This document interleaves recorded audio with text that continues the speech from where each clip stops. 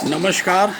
आप मुझसे आचार्य संतोष कुमार के रूप में परिचित हैं और आप हमारे YouTube चैनल से रूबरू होते रहते हैं। मैं आपको अवगत कराना चाहता हूँ यदुवंश के संदर्भ में। हमारा गोप आभीर वंश जो है, हमारा जो यदुवंश है गोप आभीर वंश, इसके संदर्भ में तमाम सारे धार्मिक संगठन, तथाकथित धार्मिक संगठन, तथाकथित नवबौद्धवादी, तथाकथित राजनीतिक पार्टियां, तथाकथित नेता, तमाम सारी भ्रांतियां हमारे यदुवंश गोप आभीर वंश के संदर्भ में फैलाते रहते हैं। जबकि सच्चाई ये है कि यदि आपको हमारे गोप आभीर वंश के संदर्भ में यथार्थ को जानना है तो आप जो है ब्रह्म वैवर्त पुराण पढ़ें, श्रीमद् भागवत पढ़ें, महाभारत पढ़ें, श्रीमद् भगवत गीता पढ़ें, गर्ग संहिता पढ़ें। देवी पुराण में भी इसका हमारे यदुवंश का वर्णन है। और किसी भी वंश के शासक ने भारत में शासन किया हो, बिना यदुवंश के सहयोग के शासन नहीं कर सका। टीपू सुल्तान की सेना में भी गोप आभीर यदुवंशी सैनिक थे।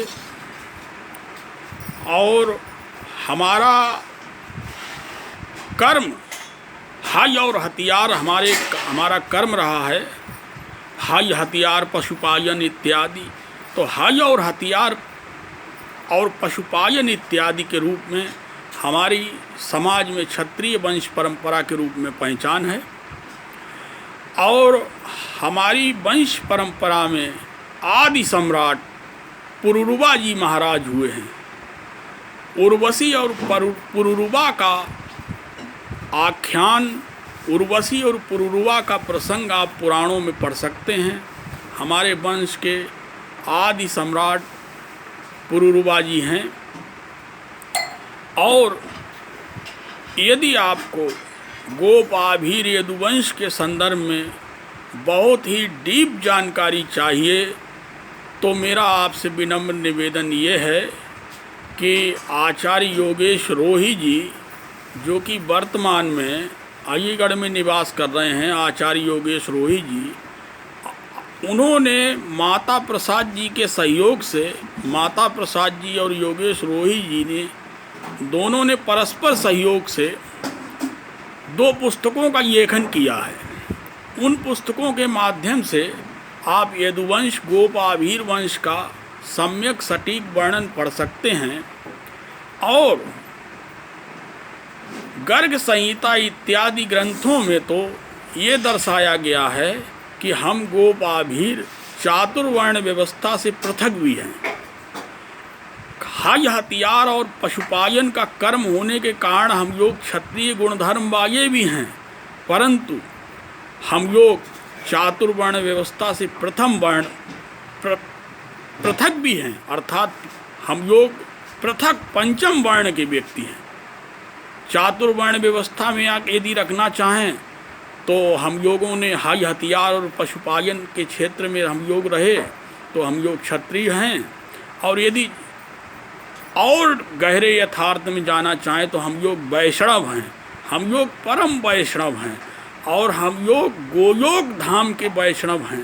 गोलोक धाम के वैष्णवों ने श्री कृष्ण भगवान के समय में नर देह धारण करके इस धरती पर पदार्पण किया था। विष्णु भगवान ने स्वयं ये वरदान दिया था कि मैं गोप वंश में अवतार धारण करूँगा और तब गोलोक के यदुवंशी, गोलोक के गोपाभीर और तमाम देवता वेद की ऋचाएँ इत्यादि साकार नर देह धारण करके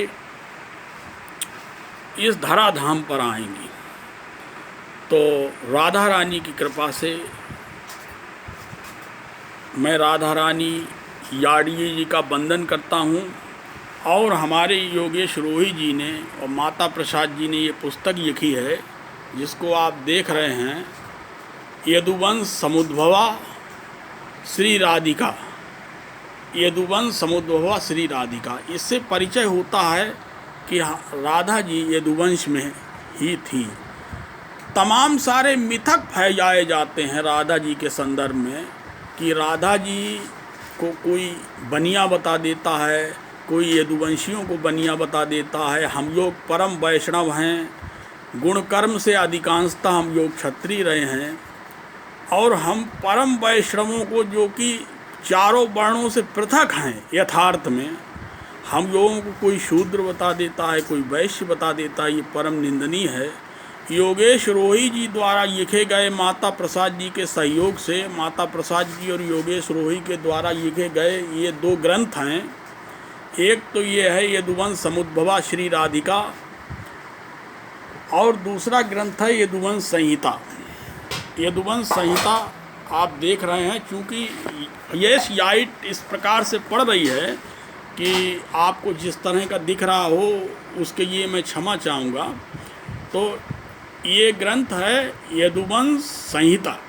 यदुवंश संहिता में आचार्य योगेश रोही जी ने गोपाभीर वंश का बड़ा ही समग्र सम्यक रूपेण वर्णन किया है। योगेश रोही जी ने जैसा वर्णन इस यदुवंश संहिता में किया है, ऐसा वर्णन प्रायः अन्य ग्रंथों में दृष्टिगोचर नहीं होता।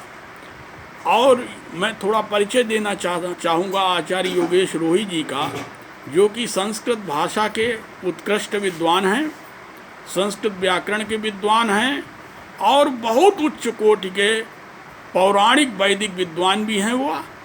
तो उनकी पुस्तक यदुवंश संहिता और यदुवंश समुद्भवा श्री राधिका, उनकी दोनों पुस्तकों को आप लोग अवश्य पढ़ें। ये हमारा अपने मित्रों का, व्यूअर्स फ्रेंड्स से यही विशेष विनम्र निवेदन है कि आप उनके इन दोनों ग्रंथों को अवश्य पढ़ें।